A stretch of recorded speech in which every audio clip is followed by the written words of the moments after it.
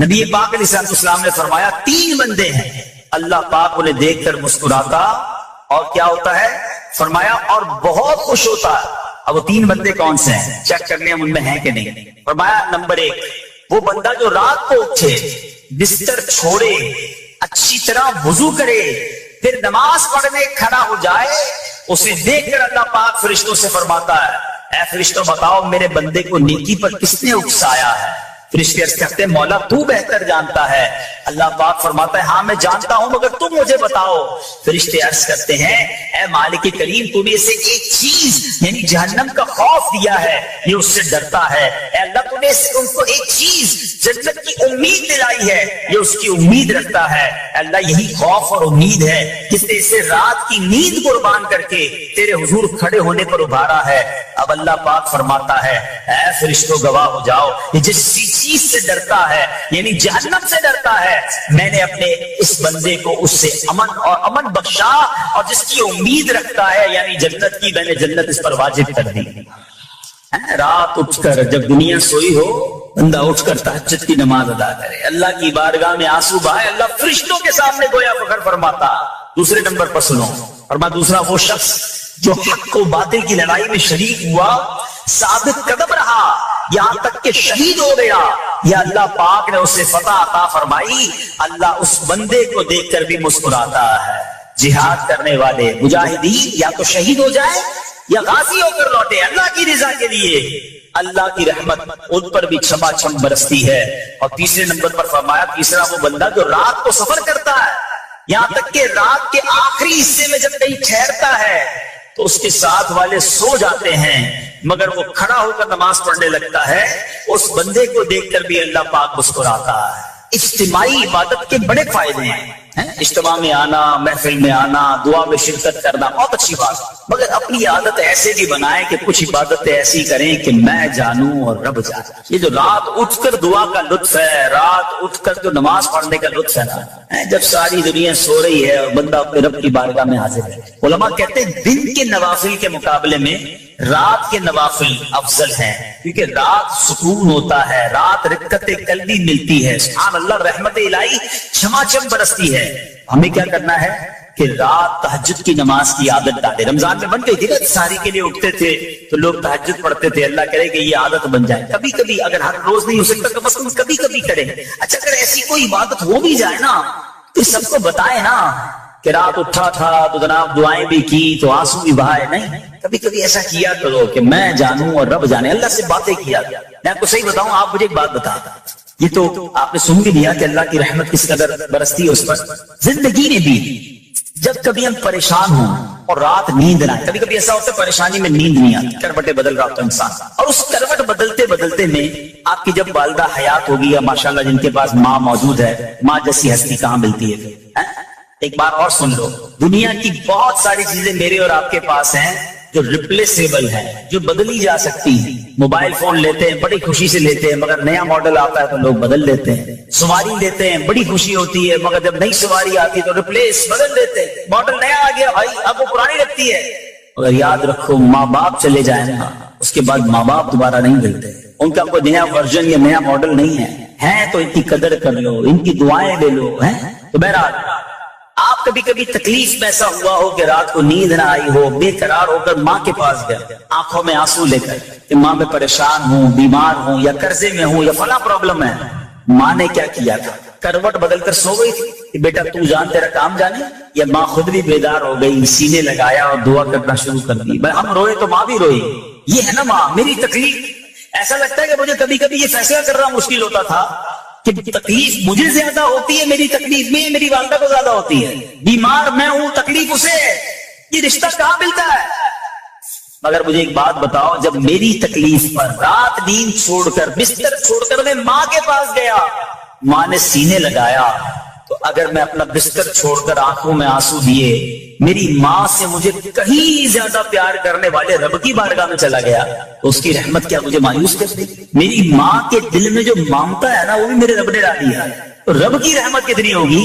تو کبھی کبھی اللہ کی بارگاہ میں رات کے سپہر حاضر ہوا جو پرابلم ہے آپ کی جو مشکل ہے آپ کی، آپ یقین کریں، آپ اللہ کی بارگاہ میں تہجد کے وقت رات کے آخری پہر آنسو بہائیں، دعائیں کریں، نوافل پڑھیں، پھر دیکھیں آپ کے دل کو تسلی کیسے ہوتی ہے، آپ کا ایمان تازہ ہو جائے گا، اور آپ نے دیکھا کہ ایسے وقت عبادت کرنے والوں سے رب کتنا راضی ہوتا ہے۔ اللہ کرے یہ بات ہمیں سمجھ آ جائے۔ اسی طرح عظیم صحابی حضرت عبداللہ ابن مسعود رضی اللہ تعالیٰ سے روایت ہے، پیارے آقا مکی مدنی مصطفیٰ صلی اللہ تعالیٰ علیہ وسلم نے فرمایا، ایک بندہ رات کو اٹھتا ہے، اچھی طرح وضو کرتا ہے، پھر اللہ پاک کی حمد کرتا ہے، اس کی بزرگی بولتا ہے، اپنے نبی علیہ السلام پر درود پڑھتا ہے، قرآن کھول کر پڑھنا شروع کر دیتا ہے، یہ وہ بندہ ہے جسے دیکھ کر اللہ پاک مسکراتا ہے اور فرماتا ہے، دیکھو میرا بندہ عبادت کر رہا ہے جبکہ اسے میرے سوا کوئی نہیں دیکھ رہا۔ اللہ، یہ کاش ہمیں عادت مل جائے کہ ہم اکیلے میں عبادت کریں، انفرادی عبادت کریں، میں جانوں میرا رب جانے، کبھی تلاوت کریں، کبھی درود پڑھیں، کبھی دعائیں کریں، کبھی آنسو بہائیں، سبحان اللہ، اس کا مزہ ہی اور ہے۔ ہاں کبھی ایسا ہونا چاہیے۔ ہم محفل میں عشق رسول کے عالم میں رو بھی پڑھتے ہیں، مدینے کی یاد ہو، نعت شروع ہو تو ہماری آنکھوں میں آنسو آ جاتے ہیں، یہ بھی اچھی بات ہے، مگر کبھی کبھی رات ایسی بھی ہونی چاہیے کہ دل میں ہو یاد تیری گوشئے تنہائی، دل میں ہو یاد تیری گوشئے تنہائی ہو، پھر تو خلوت میں عجب انجمن آرائی ہو۔ کبھی زندگی میں ایسی راتیں بھی آنی چاہیے، وہ ہے نا، جاگ اٹھا اشکوں کا مقدر، عشق نبی میں روتے روتے کیسی گزری رات نہ پوچھو۔ کبھی کبھی ایسی رات بھی گزرنی چاہیے کہ آقا کی یاد میں آنسو بہ رہے ہوں، مدینے کی یاد میں، گھر والوں کو بھی پتہ نہ چلے، ہلکی ہلکی آواز میں کبھی نعت شریف لگا لیا کریں، کبھی مناجات لگا لیا کریں، ہم پتہ نہیں کیا دیکھتے دیکھتے سوتے ہیں۔ کاش انہی تصورات میں آنکھیں بند ہوں کہ میں سو جاؤں یا مصطفیٰ کہتے کہتے، میں سو جاؤں یا مصطفیٰ کہتے کہتے، کھلے آنکھ صلی علی کہتے کہتے۔ جو مدینے کے تصور میں سوتے نا، پھر خواب میں زیارت بھی کر لیتے ہیں۔ خواب کا ایک فینامنا یہ بھی ہے، آپ جس چیز کے بارے میں سوچتے ہوئے سوتے ہیں نا، عموماً گندی باتیں دیکھ کر، گندی چیزیں دیکھ کر سوتے ہیں، پھر ایسے ڈراؤنے خواب بھی آتے ہیں، انہیں ٹینشن بھی آتی ہے۔ فلموں میں بھی باردار دیکھی، خواب میں بھی لڑائی جھگڑے دیکھ رہے ہیں۔ جو مدینے کی یادوں میں سو رہا ہے، جو باوضو سو رہا ہے، جو اللہ کا ذکر کر کے سو رہا ہے، جو نوافل پڑھ کے سو رہا ہے، پھر دیکھو خواب میں بھی کہاں کہاں کی سیر کرے گا انشاءاللہ۔ تو اپنی خلوتوں کو اچھا کریں، اپنے اکیلے وقت کو بھی خوبصورت کریں، آنسو بہائیں، اور سبحان اللہ تہجد پڑھنے والوں کے چہروں پر نور بھی آ جاتا ہے۔ ہاں یہ ایک الگ نعمت انہیں ملتی ہے، اللہ نصیب فرما دے۔ اچھا ایک اور خوبصورت کام ہے، اللہ کریم جنہیں دیکھ کر مسکراتا ہے۔ فرمایا حضرت ابو سعید خدری رضی اللہ عنہ فرماتے ہیں، رسول ذیشان مکی مدنی سلطان صلی اللہ تعالی علیہ وسلم نے فرمایا، 3 بندوں کو دیکھ کر اللہ پاک مسکراتا ہے۔ وہ قوم جو نماز میں صفیں سیدھی کرتی ہے، اور وہ بندہ جو اللہ پاک کی راہ میں جہاد کرتا ہے، تیسرا وہ بندہ جو رات کے اندھیرے میں عبادت کرتا ہے، انہیں دیکھ کر اللہ پاک مسکراتا ہے۔ جہاد والی بات اور رات والی عبادت کی بات تو ہو گئی، اب اس میں نئی بات سیکھنے کو ملی، صفیں درست کرنے والی۔ اب روز نماز پڑھ رہے ہیں، صفیں درستی کر رہے ہوتے، امام صاحب کہہ کے تھک جاتے، کاندھے سے کاندھا ملائیں، صفوں کو سیدھا کریں۔ صفوں کو سیدھا کرنے والوں کو دیکھ کر رب کی رحمت مسکراتی ہے، رحمت برستی ہے۔ اب یہ کتنا آسان کام ہے، مگر اس کی طرف بھی توجہ نہیں ہوتی ہے۔ یاد رکھیے کہ صفیں سیدھی کرنا یہ بڑی نیکی ہے، اور اللہ کرے کہ ہم اس پر عمل کرنے والے بنے۔ اور صفیں درست کرنا ترک واجب، ناجائز اور گناہ ہے۔ سیدھی صفیں نہیں کرتے، نہیں ناجائز کرتے ہیں، گناہ کرتے ہیں۔ صف درست نہ کرنے سے نماز ناقص رہ جاتی ہے۔ اور یہ بعض اوقات لوگ کہتے ہیں یار ہمیں نماز میں وسوسے بہت آتے ہیں، روایتوں میں آتا ہے صف درست نہ کرنا نماز میں وسوسے آنے کا سبب ہے۔ صفیں ٹھیک نہیں ہوگی نا، عجیب عجیب سی باتیں دماغ میں آنی۔ کیوں؟ حدیث پاک میں آتا ہے شیطان تمہارے درمیان بھیڑ کے بچے کی طرح گھس جاتا ہے، شیطان صفوں میں گھس جاتا ہے۔ سب سیدھی نہ کرنے میں چہرہ بگڑنے کا اندیشہ ہے۔ اب ذرا غور کر لیجئے یہ کتنا ضروری ہے۔ قرآن کریم میں ایک سورت ہے سورہ صافات، اس مبارک سورت کی پہلی آیت میں اللہ پاک نے فرمایا وَالصَّافَّاتِ صَفًّا، ان کی قسم جو باقاعدہ صفیں باندھے ہوئے ہیں۔ حضرت عبداللہ بن مسعود فرماتے ہیں یہاں صفیں باندھنے والوں سے مراد فرشتے ہیں۔ حضرت جابر بن سمورہ رضی اللہ تعالیٰ فرماتے ہیں ایک دن پیارے آقا مکی مدنی مصطفیٰ صلی اللہ علیہ وسلم تشریف لائے اور فرمایا تم ایسے صف کیوں نہیں بناتے جیسے فرشتے صفیں بناتے ہیں؟ ہم نے عرض کی یا رسول اللہ صلی اللہ علیہ وسلم فرشتے کیسے صف بناتے ہیں؟ فرمایا پہلے اگلی صف مکمل کرتے ہیں اور خوب مل کر کھڑے ہوتے ہوتے ہیں. سبحان اللہ, مبارک ہو مسلمانوں کو جو صفے سیدھی کرتے ہیں, اچھی طرح کاندھے سے کاندھا ملاتے ہیں, گویا یہ فرشتوں کا کام کر رہے ہیں, فرشتوں والا کام کر رہے ہیں. تفسیر تبری میں ہے, فاروق اعظم رضی اللہ عنہ کا یہ معمول تھا, جب نماز پڑھانے لگتے تو نمازیوں کو فرماتے صفے سیدھی کر لو, اے فلاں ذرا آگے ہو جاؤ, اے فلاں اگر پیچھے ہو جاؤ. پھر فرماتے بے شک اللہ پاک تمہیں فرشتوں کی طرح دیکھنا پسند فرماتا ہے. تو صفے سیدھی رکھنا یہ فرشتوں کا انداز ہے, اور اللہ کی رحمت خوب برستی ہے, گویا رب مسکراتا ہے انہیں دیکھ کر. ایک عورت حضرت سیدنا حسن بصری رحمت اللہ تعالی کے پاس آئی اور کہا کہ اے شیخ, میری لڑکی فوت ہو گئی ہے, میں اسے خواب میں دیکھنا چاہتی ہوں. حضرت حسن بصری رحمت اللہ تعالی نے فرمایا کہ 4 رکعت نفل اس طرح ادا کرو کہ ہر رکعت میں سورہ فاتحہ 1 مرتبہ اور سورہ تکاثر الہاکم التکاثر, یہ پوری جو سورت ہے یہ 1 مرتبہ پڑھو, اور یہ نماز عشاء کی نماز کے بعد پڑھ کر پہلو کے بل پیارے آقا علیہ الصلوۃ والسلام پر درود پڑھتے ہوئے سو جاؤ یہاں تک کہ تمہیں نیند آ جائے. اس عورت نے اپنی مرحوم بیٹی کو خواب میں دیکھنے کے لیے یہی عمل کیا, یہی فارمولہ اپنایا, یہی وظیفہ اپنایا. اس عورت نے خواب میں کیا دیکھا؟ ماں اپنی بیٹی کو تکلیف میں نہیں دیکھ سکتی. اب اس عورت نے خواب میں دیکھا کہ اس کی بیٹی عذاب میں گرفتار ہے, گندک کا لباس اس کا پہنا ہوا ہے, ہاتھ بندھے ہوئے ہیں اور پاؤں میں آگ کی زنجیریں. اب جب یہ عورت بیدار ہوئی تو بہت افسردہ, ظاہر ہے ماں اگر اپنی بچی کو عذاب میں دیکھ لے تو کون سی ماں سکون میں ہوگی. حضرت حسن بصری رحمت اللہ تعالی کے پاس آئی اور آ کر کہا کہ حضور میری بیٹی تو عذاب میں ہے. آپ نے فرمایا کچھ مال صدقہ کرو. اب کہتے مال صدقہ کرو, امید ہے کہ اللہ عز و جل اسے معاف فرما دے گا. حضرت حسن بصری رحمت اللہ تعالی اسی رات سوئے. 1 دن کے بعد آپ آرام کر رہے ہیں, آپ نے عالم خواب میں خود کو جنت کے باغ میں دیکھا. ایک خوبصورت تخت پر ایک حسین و جمیل عورت بیٹھی ہوئی تھی, سر پر نور کا تاج سجا ہوا ہے. کہنے لگی اے حسن کیا آپ مجھے نہیں جانتے؟ حضرت حسن بصری رحمت اللہ تعالی نے فرمایا کہ نہیں میں تو نہیں جانتا. تو وہ عورت, وہ خاتون کہتی کہ میں اسی عورت کی بیٹی ہوں جو کل آپ کے پاس آئی تھی, آپ نے جس کو وظیفہ بتایا تھا. حضرت حسن بصری رحمت اللہ تعالی نے فرمایا کہ تمہاری ماں تو بتا رہی تھی تم عذاب میں ہو, تم بڑی تکلیف میں تھی. کہ حضور بات تو یہی ہے, میری ماں نے سچ کہا تھا. آپ نے پوچھا پھر یہ مقام کیسے ملا, آج تو جنت کی نعمتیں تمہارے ساتھ. اس لڑکی نے کیا کہا, بڑی زبردست بات ہے. کہتی کہ ہم 70,000 افراد تھے جو عذاب میں مبتلا تھے, مگر ایک نیک آدمی ہمارے قبرستان سے گزرا, اس نے سرکار دو عالم صلی اللہ تعالی علیہ وسلم پر درود پڑھا اور اس کا ثواب ہمیں پہنچایا. اللہ عز و جل نے اس درود کو اس کی طرف سے قبول فرمایا اور ہم تمام کو اس درود شریف کی برکت سے اس عذاب سے نجات عطا فرمائی, اور مجھے یہ مرتبہ ملا جو آپ اپنی آنکھوں سے مشاہدہ کر رہے ہیں. 70,000 افراد قبرستان کے مردے جن پر عذاب ہو رہا تھا, مگر ایک نیک شخص گزر کر درود پاک پڑھ کر ساری قبر والوں کو ایصال ثواب کرتا ہے تو 70,000 لوگوں سے عذاب گویا دور کر دیا جاتا. اے بچے بچے اسلامی بھائیوں, اتنے سارے مدنی پھول اس واقعے سے ملتے ہیں. قبرستان جانا چاہیے, وہاں جا کر فضول باتیں نہیں.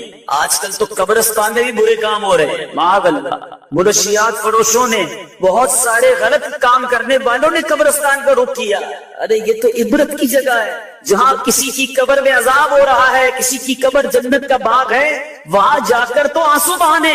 جی ہاں, حضرت عثمان غنی رضی اللہ تعالیٰ ذوالنورین, ذرا مرتبہ سوچئے گا, ذوالنورین ہیں, خلیفۃ المسلمین ہیں, امیر المومنین ہیں, مگر آپ جب قبرستان جاتے, کبھی کسی قبر کے پاس جاتے, زاروں کتار روتے, اتنا روتے کہ آپ کی داڑھی آنسو سے تر ہو جاتا. کسی نے کہا حضرت نہ آپ حشر کی بات پر اتنا روتے ہیں, نہ جہنم کے تذکرے پر اتنا روتے ہیں, آپ قبرستان میں آتے ہیں یا قبر کی بات ہوتی ہے بڑا روتے ہیں. فرمایا بات یہ ہے کہ یہ قبر ہی پہلی منزل ہے, جو اس قبر میں پاس ہو گیا, اس امتحان سے پاس ہو گیا, وہ آگے بھی کامیاب ہو جائے گا. جو قبر میں پھنس گیا اس کی اگلی منزل بھی بڑی خطرناک ہونی ہے. آج کچھ لوگ یہ بھی کہتے ہیں ہم تو شراب نہیں پیتے, یہ شراب کی دکان چلانے والے کچھ ملکوں میں کہتے ہیں ہم تو کافر کو شراب بیچتے ہیں. یہ جناب کافر کے لیے ہم نے شراب رکھی ہے, حضرت علامہ مولانا مفتی محمد امجد علی اعظمی علیہ رحمت اللہ کبھی فرماتے ہیں کہ کافر یا بچے کو شراب پلانا بھی حرام ہے، اگرچہ بطور علاج پلائے، اور گناہ اسی پلانے والے کے ذمے۔ مجھے تو کبھی کبھی سمجھ نہیں آتی، اللہ کرے میں جو آج بیان کرنے جا رہا ہوں کوئی ایسا مجھے سن لے جس کے دل پر یہ چوٹ لگ جائے، جو ایئر لائن میں کام کرتے ہیں، مسلمان ہوتے ہیں مگر شراب سرو کر رہے ہوتے ہیں۔ ارے تف ہے ایسی روزی پر جو تمہیں حرام کی طرف، اللہ کے عذاب کی طرف لے جا رہی ہے، اور تم مسکرا مسکرا کر لوگوں کو شراب پیش کر رہے۔ توبہ توبہ توبہ، اللہ رب العالمین کو کیا جواب دو گے؟ نہ کرے ایسا کام۔ اگر مجھے دنیا بھر میں کوئی ایسا سن رہا ہے جو کسی ایسے اسٹور پہ کام کرتا ہے جہاں شراب سرو کی جاتی ہے، چھوڑ دو ایسی نوکری، نہ کرو ایسا کام۔ اللہ غیب کے خزانوں سے تمہیں حلال روزی عطا فرمائے گا۔ مجھے یاد آ گیا، ایک بار ہم اٹلی میں تھے، مدنی قافلے میں، اسی طرح کا کچھ بیان تھا۔ ایک شخص، ایک مسلمان میرے پاس آیا اور آ کر کہتا ہے کہ میرا جی تو بڑا چاہتا ہے کہ میں حلال کماؤں، لیکن ہمارے اسٹور پہ شراب بیچی جاتی ہے، اگر میں شراب نہیں بیچوں گا تو ہمارے اسٹور پہ گاہک کم آئیں گے، گاہک کم آئیں گے تو میری روزی کا کیا ہوگا، بچوں کا کیا ہوگا، کاروبار کیسے چلے گا؟ میں نے اس سے ایک سوال کیا، اور میں تمام شراب بیچنے والوں، تمام غلط کام کرنے والوں سے وہی سوال آج کرنے لگا ہوں۔ میں نے پوچھا یہ بتاؤ کہ اگر روزی دینے والا کون ہے، پہلے یہ بتاؤ۔ اس نے کہا اللہ۔ میں نے کہا تم حرام کام کر رہے ہو، تمہیں روزی مل رہی ہے، کیا حلال کرو گے اللہ روزی بند کر دے گا؟ اللہ کی فرما برداری کرو گے کیا وہ رزق کے دروازے بند کر دے گا؟ آج تم اس کی نافرمانی کر رہے ہو، وہ تمہیں دے رہا ہے۔ تھوڑی دیر اس کی آنکھوں میں آنسو آ گئے، کہتا ہے آج کا دن ہے، اس کے بعد میرے اسٹور پہ آئندہ کبھی شراب نہیں بیچو۔ کچھ دنوں بعد پھر ملاقات ہوئی، کہتا ہے جب سے شراب بیچنا بند کی ہے اللہ نے سکون بھی دے دیا ہے، روزی میں برکت بھی دے دی ہے۔ ہمت تو کرے نا، پہلے ہی سوچ لیتے ہو کہ ہمارا کیا ہوگا۔ ارے اللہ پر بھروسہ رکھو، جب رزق دینے والا وہ ہے تو ہم کیوں ایسا کاروبار کریں؟ بہرحال میٹھے میٹھے اسلامی بھائیوں، نبی پاک علیہ الصلوۃ والسلام فرماتے ہیں اللہ عز و جل نے شراب اور اس کی قیمت یعنی کمائی، مردار اور اس کی کمائی، خنزیر اور اس کی کمائی کو حرام قرار دیا ہے۔ خدا را اس کی کمائی نہ کمانا، کبھی اس پہ ہاتھ نہ ڈالنا۔ میٹھے میٹھے اسلامی بھائیوں، قرآن مجید فرقان حمید کس طرح شراب اور جوئے کے بارے میں ہماری رہنمائی کرتا ہے۔ سورہ پارہ دوسرا، سورہ بقرہ آیت نمبر 219 میں ارشاد ہوتا ہے یسألونک عن الخمر والمیسر قل فیہما اثم کبیر۔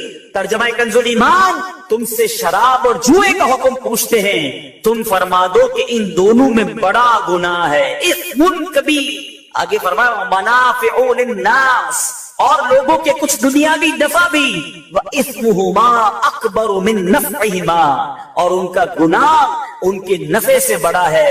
گویا شراب میں کوئی فائدہ نہیں، جس جوئے میں کوئی فائدہ نہیں، بلکہ ایک جگہ یہ شیطان کے کام، شیطان کے آلے قرار دیے گئے۔ میٹھے میٹھے اسلامی بھائیوں، نہ شراب کے قریب جانا ہے، نہ جوئے کے قریب جانا ہے۔ آج طرح طرح کے طریقے سے جوئے کھلائے جا رہے ہیں، پرچی کے نام پر، شطرنج کے نام پر، کرکٹ کے نام پر، شرطوں کے نام پر۔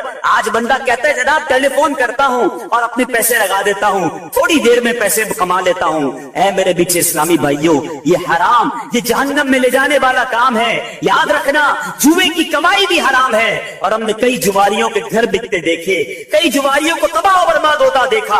ارے نہ بھی ہوئے تباہ، کروڑ پتی بھی بن گئے، تو یہ پیسے تمہیں جہنم میں لے جائیں گے۔ یہ دنیا میں چھوڑ کر جاؤ گے تو آخرت میں عذاب کا باعث بنیں گے۔ ہمیں یہ حرام کی روزی نہیں چاہیے، خدا را توبہ کر لیجئے، جوئے کے قریب بھی نہ جائیے۔ ہمیں حلال اور فقط حلال روزی کمانی ہے۔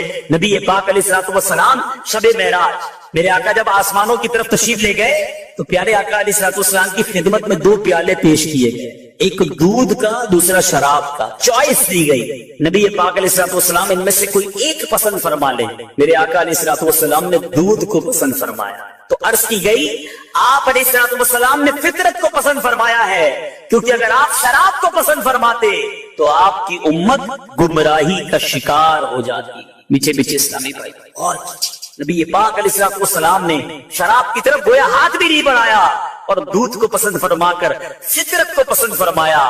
مگر آج ہمارا حال کیا ہے؟ آپ کو پتہ ہے شراب ہمارے صحابہ بھی پیتے تھے، جب شراب کی حرمت نازل نہیں ہوئی تھی نا، شراب نہ حرام قرار دی گئی، وہ پیتے تھے، لیکن کئی صحابہ اس وقت بھی نہیں پیتے تھے، لیکن چونکہ حلال تھی، مگر عادت ہونے کے باوجود جیسے ہی پتا چلا کہ شراب حرام ہو گئی ہے، اللہ مکے کی گلیوں میں شراب کے برتن بہا دیے گئے، برتن توڑ دیے گئے، جس کے ہاتھ میں گلاس تھا اس نے توڑ دیا، ہاتھ میں بوتل تھی اس نے توڑ دیا، سارے برتن سے شراب بہا دی گئی۔ پیچھے پیچھے اسلامی بھائیوں سنیے، حضرت انس بن مالک رضی اللہ عنہ سے مروی ہے، آپ فرماتے ہیں ہمارے پاس آگ کے بغیر کچی کھجوروں کی بنی ہوئی شراب تھی، میں فلاں فلاں کو شراب پلا رہا تھا کہ ایک شخص آیا اور اس نے بتایا کہ شراب حرام ہو گئی، ابھی آ کر بتاتا ہے شراب پلا رہے ہیں، کہتے ان سب نے مجھ سے کہا اے انس یہ مٹکوں کو انڈیل دیجیے، اب شراب نہیں پینی، حرام ہو گئی، اب نہیں پینی۔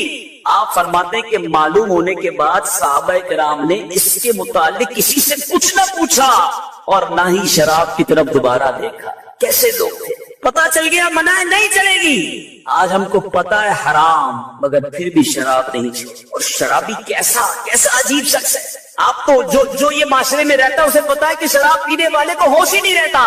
حضرت عبداللہ بن عمرو بن عاص رضی اللہ عنہ فرماتے ہیں میں نے اللہ عز و جل کے پیارے حبیب صلی اللہ تعالی علیہ وسلم سے شراب کے متعلق پوچھا، پیارے آقا نے فرمایا یہ سب سے بڑا گناہ اور تمام برائیوں کی جڑ ہے، شراب پینے والا نماز چھوڑ دیتا ہے اور بعض اوقات اپنی ماں، خالہ اور پھوپھی سے بھی بدکاری کا مرتکب ہو جاتا ہے، اس سے پتہ ہی نہیں چلتا نا کہ ماں ہے، بہن ہے کہ کون ہے، شراب کے نشے میں جو بے حیائی چاہے وہ کر ڈالتا ہے۔ اور ایسے کئی معاملات پتہ چلتے ہیں کہ کوئی عورتوں پہ ظلم کر رہا ہوتا ہے، کوئی انہیں گالیاں نکال رہا ہوتا ہے، اس کو اپنا پتہ نہیں ہوتا کہ ہمارا کیا حال ہے۔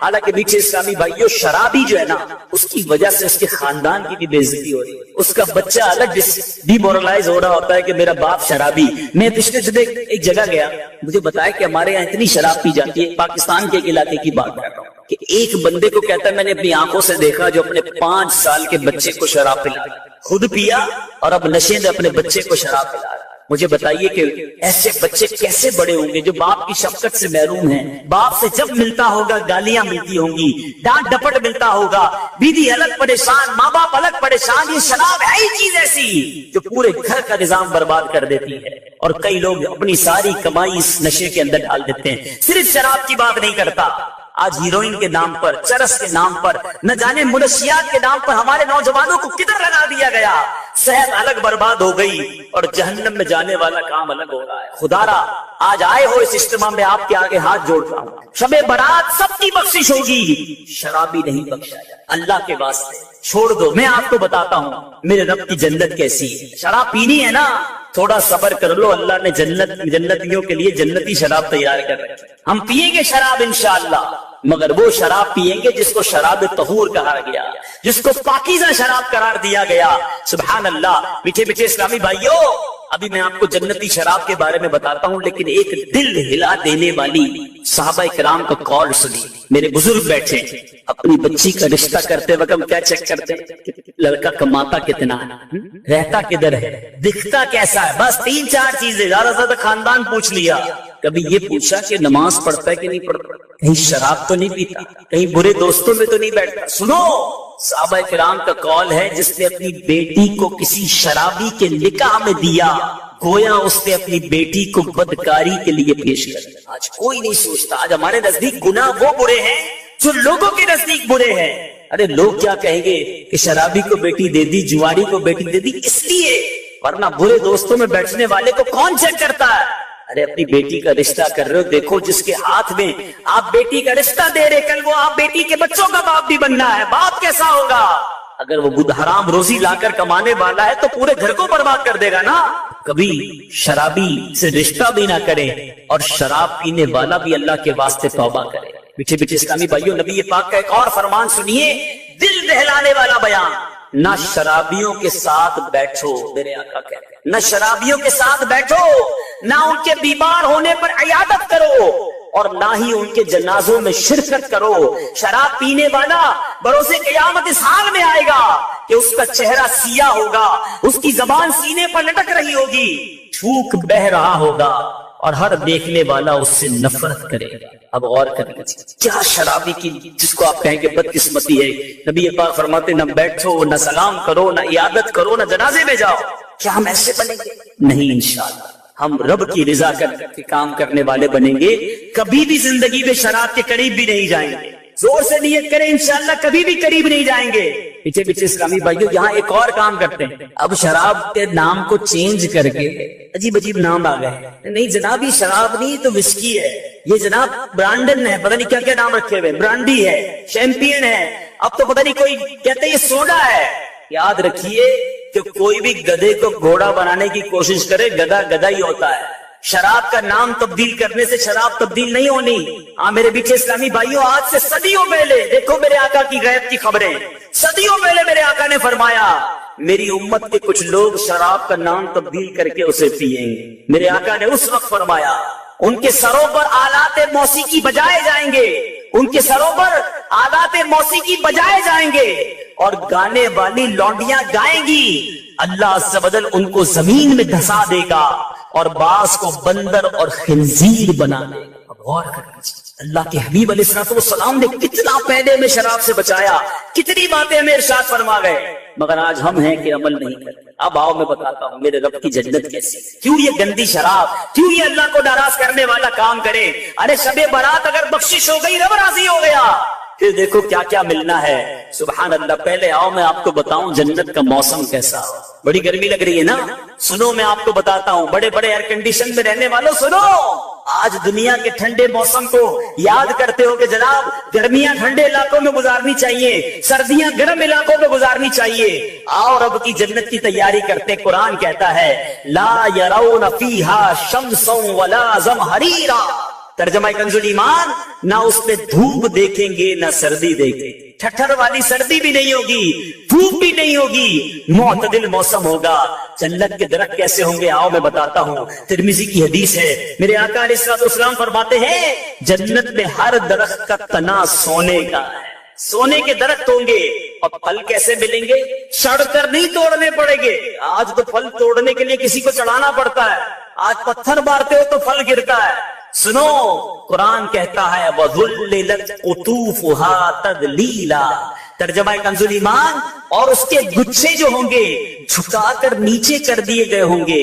اس کی تفسیر میں علماء لکھتے ہیں اہل جنت جنت کے پھل بیٹھے ہوئے اور لیٹ کر کھا سکیں گے، یعنی وہ گچھے آٹومیٹکلی ان کے پاس آ جایا کریں گے۔ ایسی نعمتیں رب نے تیار کر رکھی ہیں۔ جو آج شراب پیتے ہیں، جو آج معاذ اللہ گندی شراب پیتے ہیں، میٹھے میٹھے اسلامی بھائیوں اور مدنی چینل کے ناظرین، آؤ میں آپ کو بتاتا ہوں کہ جنت کی شراب کیسی ہوگی۔ اللہ تبارک و تعالیٰ نے جنت میں نہریں بنائی، جنت میں دودھ پانی اور شراب کی نہریں ہوں گی۔ سبحان اللہ۔ اور یہ شراب طہور، یہ پاکیزہ شراب ہوگی۔ لیکن کیا جنت میں موت بھی آئی؟ اتنی ساری نعمتیں ہیں جنت میں، لیکن نعمتوں کے بعد موت نہیں آنی۔ قرآن کہتا ہے لا یذوقون فیہا الموت الا الموتۃ الاولی، ترجمہ کنز ایمان، اس پہ پہلی موت کے سوا پھر موت نہ چکھیں گے، ارے پھر موت بھی نہیں آنی۔ اور جنتی جتنے ہیں نا سارے کے سارے 30 سال کے ہوں گے، بوڑھے بھی نہیں ہوں گے، جوانی کے مزے بھی ہوں گے، پھر کیوں ان برائیوں کی طرف جائے۔ بہرحال پہلی حدیث کی طرف پھر آتا ہوں۔ اب یہ طے ہو گیا جتنے میرے بھائی ہیں اللہ بڑا کریم ہے، اگر کبھی شراب پی لی ہے یا شراب کے قریب جا چکے ہو، آج پکی سچی نیت کرنی ہے کہ مولا آج کے بعد میں شراب کے قریب بھی نہیں جاؤں گا۔ زور سے نعرہ تو لگائیں انشاءاللہ شراب کے قریب بھی نہیں جائیں گے۔ اللہ تعالیٰ کیا معلوم آپ کی اس پکی نیت کے صدقے ہم سب کے مقدر میں جنتی شراب لکھ دے، انشاءاللہ وہاں جائیں گے اور شراب طہور کے مزے لوٹیں گے۔ مبارک حرم یعنی مکہ پاک اور مدینہ طیبہ، یہ مبارک شہر ہیں، یہ مبارک جگہ ہے جہاں جانے کو ہر مومن ہر مسلمان تڑپتا بھی ہے، مچلتا بھی ہے۔ کون سی ایسی آنکھ ہے جو مکہ اور مدینہ دیکھنے کو نہ تڑپتی، اور کون سا ایسا دل ہے جو ان مبارک جگہوں پر جانے کو نہ تڑپتا۔ الحمدللہ اس یاد کو مزید بڑھانے کے لیے، شوق حرمین بڑھانے کے لیے، اور مدینہ پاک اور مکہ پاک کا مزید ادب دل میں بڑھ جائے، ان نیتوں کے ساتھ یاد حرمین سلسلہ لے کر حاضر ہیں۔ دنیا بھر سے حاجیوں کے قافلے سوئے حرمین روا دوا ہیں، لاکھوں لاکھ پہنچ چکے ہوں گے اور کئیوں نے بھی جانا ہے۔ اللہ مجھے اور آپ کو بھی یہ سفر بار بار نصیب فرمائے۔ پچھلے 2 سلسلوں میں ہم نے مکہ پاک کے فضائل، طواف کے فضائل، خاص خانہ کعبہ کی برکتیں، اور پھر حجر اسود کی تاریخ، مقام ابراہیم اور صفا اور مروہ کے بارے میں بھی شاندار باتیں سنی۔ آج سے انشاءاللہ ہم حج اور عمرے پر جانے والے عاشقان رسول کا انداز سنیں گے.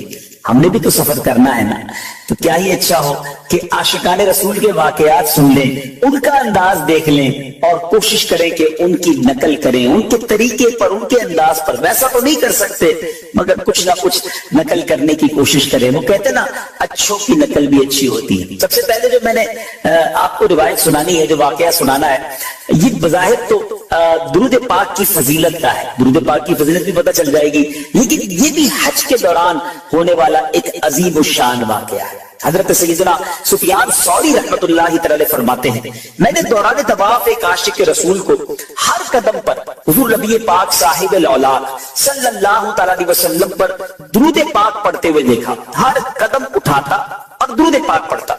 تو میں نے پوچھا, بھائی سبحان اللہ, لا الہ الا اللہ کے بجائے صرف درود پاک پڑھنے میں کیا راز ہے؟ تو اس نے میرا نام دریافت کیا, پھر کہا کہ میں اپنے والد گرامی کے ساتھ حج کے لیے چلا تھا. یاد رہے ناظرین, پہلے کے زمانے میں جو قافلے تھے نا وہ اونٹوں پر اور گھوڑوں پر چلتے تھے, کاروان ہوتے تھے, پیدل بھی لوگ چلتے تھے اور طویل سفر ہوتا تھا.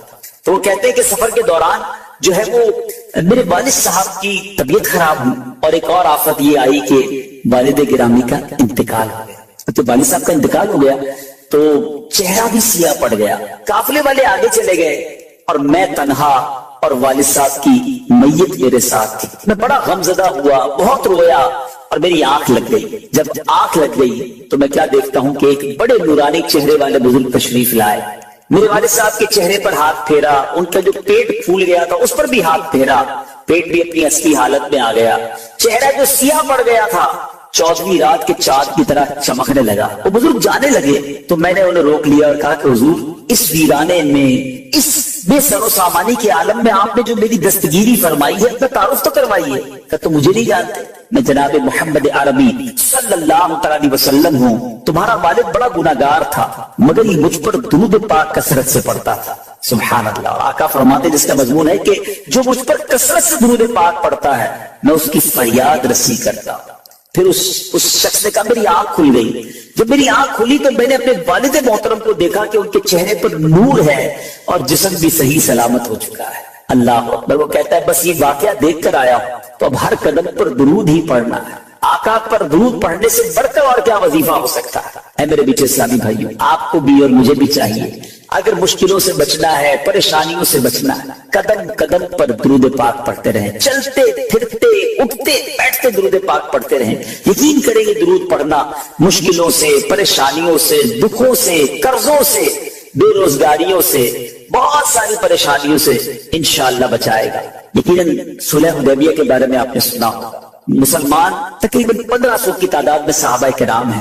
ہجرت مدینہ کے بعد یہ پہلا موقع تھا کہ ایک قافلے کی صورت میں عمرہ کرنے کے لیے صحابہ کرام نبی پاک کے ساتھ تشریف لائے. اب حدیبیہ کے مقام پر پہنچے. اب حدیبیہ مکہ پاک سے آج کے دور میں دیکھیں تو 100 کلومیٹر کے قریب ہے, یعنی قریب پہنچ چکے تھے. 1500 صحابہ احرام کی حالت میں تھے. مگر اب یہ ارادہ تھا کہ عمرہ کرنا ہے, مگر یہ بھی خوف تھا کہ کفاران مکے میں انٹر ہونے دیں گے کہ نہیں, ہمیں موقع دیں گے کہ نہیں, کیونکہ بڑی تکلیف کے ساتھ یہ صحابہ مکے سے مدینے گئے تھے. اب ایک سفیر بنا کر سیدنا عثمان غنی رضی اللہ تعالیٰ عنہ کو مکے بھیجا گیا کہ وہ جا کے مذاکرات کرے اور یہ طے کروا لے, کسی طرح اجازت مل جائے کہ یہ صحابہ کرام نبی پاک کے ساتھ جو ہے وہ عمرہ کر لیں. مگر ان لوگوں نے یہ طے کیا, معاہدے میں یہ لکھوایا کہ مسلمان اس سال عمرہ نہیں کر سکے گا, یعنی یہ جو قافلہ ہے اس کو مکے میں عمرہ کرنے کی اجازت نہیں دی جائے گی. مگر حضرت عثمان غنی رضی اللہ عنہ چونکہ مکی گئے تھے, مکہ شریف پہنچ چکے تھے اور مذاکرات ہو رہے تھے, تو انہوں نے کہا اب آپ مکے آ گئے ہیں تو آپ طواف کر لیجئے, البتہ آپ کے قافلے والوں کو ہم طواف اور عمرے کی اجازت نہیں دیں گے. عثمان غنی رضی اللہ عنہ کے پاس موقع تھا, کعبہ سامنے تھا, طواف کر سکتے تھے, مگر عشق رسول نے یہ گوارا نہ کیا کہ چلا ہوں نبی پاک علیہ السلام کے ساتھ, ان کے قافلے کا ایک فرد ہوں تو اپنے آقا سے پہلے کیسے طواف کر. سیدنا عثمان غنی رضی اللہ تعالیٰ عنہ نے وہ کمال کا جواب دیا جو آج بھی سنہرے حروف میں تاریخ کی کتابوں میں درج ہے. ناظرین, یہ دنیا بھر کے عاشقان رسول کی ایک شاندار پیغام بھی ہے, ایک ڈائریکشن بھی ہے. آپ کہتے ہیں سبحان اللہ, آپ کہتے ہیں کہ میں اس وقت تک طواف نہیں کروں گا جب تک رسول خدا अलैहिस्सलाम तवाफ न कर ले। आपने तवाफ नहीं किया, आप वापस आ गए। और एक मजे की बात बताऊं, जब उस्मान गनी रजी अल्लाह तआला मक्के गए थे ना, तो इधर सहाबा किराम आपस में गुफ्तगू करने लगे कि हजरत उस्मान कितने खुशनसीब हैं कि उनको तो वहां तवाफ का मौका मिल गया होगा, ज़ाहिर है वो तो मक्के गए हैं तो तवाफ करके ही आएंगे।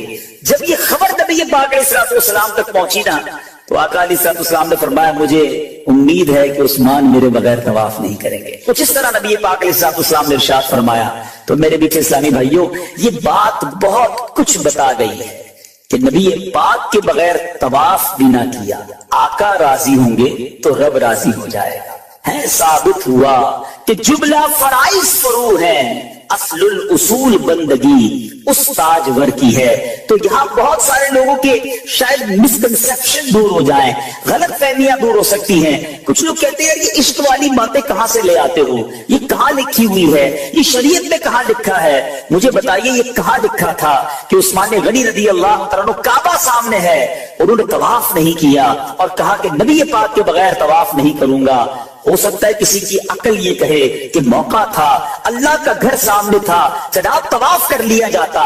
मगर इश्क के फैसले निराले होते हैं, हर चीज अकल से नहीं तोली जाती, हर चीज किताबों में नहीं होती। नाजरीन, इश्क की बातें बड़ी निराली हुआ करती हैं, इश्क खुद राह दिखाता है। अल्लाह अकबर। शायर कहते हैं ना, अकल को तनकीद से फुर्सत कहां, इश्क पर आमाल की बुनियाद रख। अल्लाह करीम मुझे और आपको सैयदना उस्मान गनी रज़ी अल्लाह तआला के इश्क का जर्रा नसीब फरमाए। यकीनन आज के दौर में कोई इतना बड़ा मुफ्ती और आलिम नहीं है जितने बड़े आलिम और मुफ्ती हजरत उस्मान गनी रज़ी अल्लाह तआला थे। मगर उनके दिल ने यही फतवा दिया कि जनाब अगर मेरे आका तवाफ नहीं कर सकते, अगर सहाबा किराम और नबी पाक को रोका गया है, तो मैंने अकेले भी तवाफ नहीं करना है। सुभान अल्लाह, सुभान अल्लाह। तभी तो मौलाना हसन रज़ा खान साहब लिखते हैं ना, अल्लाह से क्या प्यार है उस्मान गनी का, महबूब खुदा यार है उस्मान गनी का। एक मरतबा फरमाया कि मैं बहुत शर्मिंदा हूं, अल्लाह से किस तरह मुलाकात करूंगा। अफसोस उसके पाक घर यानी काबाए मुशर्रफा में कभी मैं पैदल चलकर नहीं आया।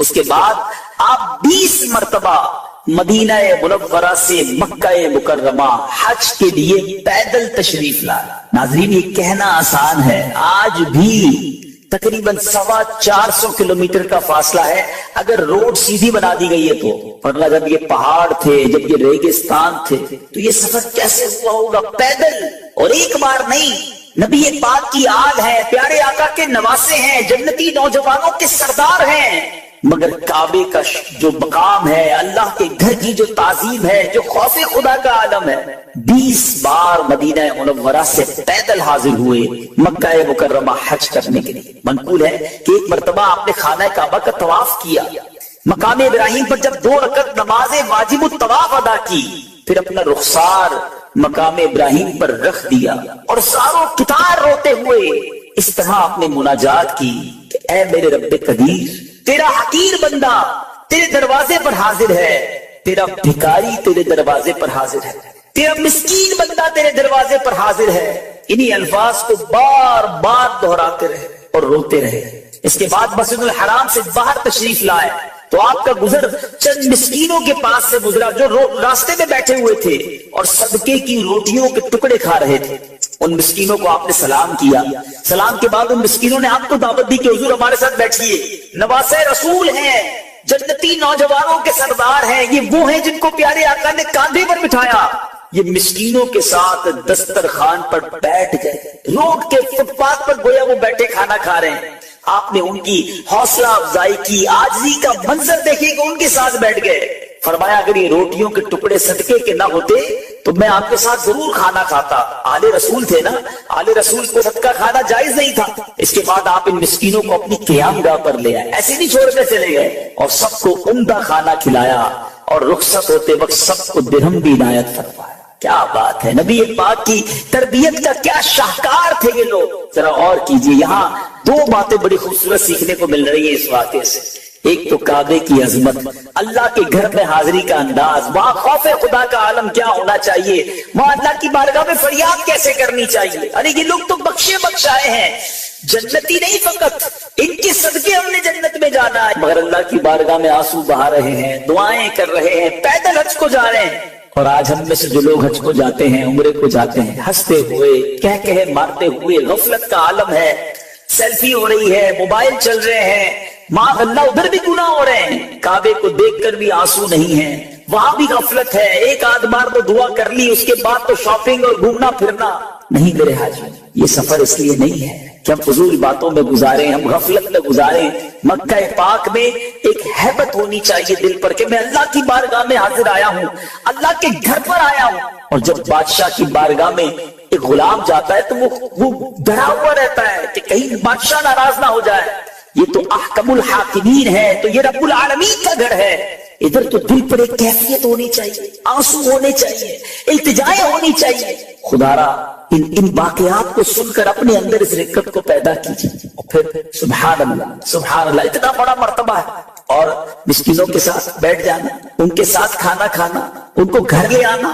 آج ہمارا کیا حال ہوتا ہے؟ کیا ہم غریبوں کے ساتھ ایسا برتاؤ رکھتے ہیں؟ کیا ہم غریب لوگوں کے ساتھ بیٹھنا پسند کرتے ہیں؟ سیکھنا ہے مجھے اور آپ کو اہل بیت اطہار سے۔